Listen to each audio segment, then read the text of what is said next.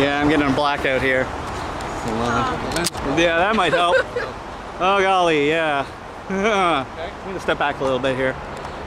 First off, Senator Dodd, everybody at My Left Nutmeg would like to wish you the best in your treatment and hope for a speedy recovery. Thanks. Would you like to say anything It's gonna be to the fine. community about it? I didn't intend to have this become a news story. I thought I'd be able to get through all of this without having to make it a public story, but then there were some rumors about it being far worse than it is. The important message is this: I have a good health care plan, and I get a yearly physical because I have a good health care plan.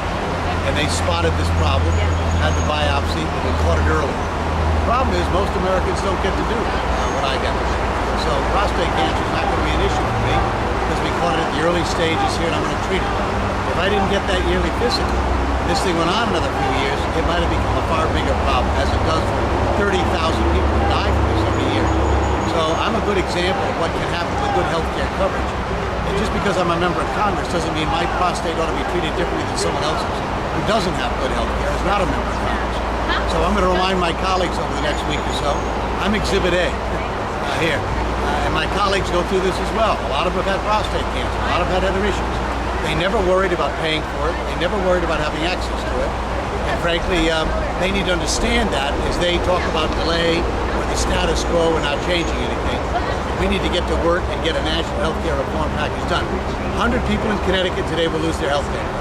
14,000 people nationally. Today, and every day that we fail to act, will fall into those gaps without health care coverage.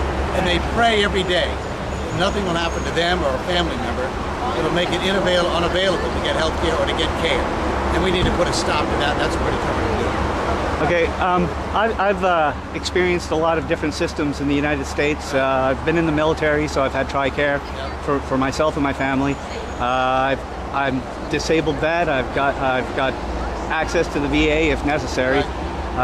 Fortunately, I've had pretty good insurance through my wife's work over the years, but I've also had about 20 years experience in the single-payer system in Canada. Now, personally, I'm a single-payer advocate. As you mentioned, many in Connecticut are. Probably the majority of nutmeggers are for it. Some sort of national healthcare system. If, I know this is kind of putting you on the spot, if by chance, by some miracle, somehow a single-payer legislation were put in your lap to vote on, how do you think you would vote on it, sir? Well, yeah, look, I'm basically for the principles behind it. I have to deal with the real world as a chair of a committee to try and put together the best thing I can. Right now, the public options I'm fighting very, very hard for. And I've got a majority for that right now. I don't think I necessarily have 60 votes for it in the Senate. And so I'm going to be fighting to get the best I can done, bringing people together. And that's really the job I've got to do. If I could write everything myself, or a king for a day, I'd do it differently. But I've got to deal with 99 other people in the Senate, 435 in the House, to meld together so we don't let happen in this Congress what has happened in every Congress for 70 years. And that is we fail to step up to the plate, we end up with the situation we have right now. One last quick question.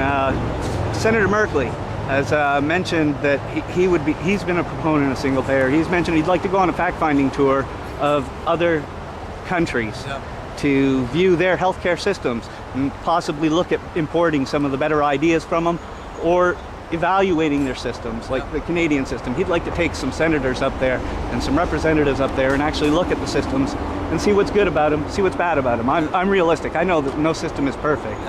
And, you know, I'd be happy just to see a public option that's a robust public option on the table. We joke about it. We say we'd like to see a single-payer option with a robust private, single-payer system like Medicare with a robust private option.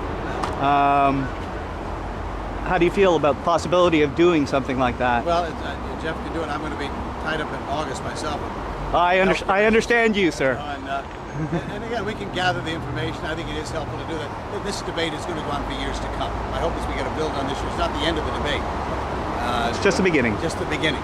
But it looks like we're going to have a better beginning than any other Congress has had in a long time because we had a president and a House and a Senate, I think, committed, the majority of us committed to getting major health care reform, including a public option done, along with these other reform measures. If we can get that done, more will happen in the years to come. Thanks. Thank you. Hey, thank you kindly for your time, sir. Thanks, guys. Good morning, guys. All right? So are you with My Love Nutmeg? Well, I'm actually with ePluribus Media, but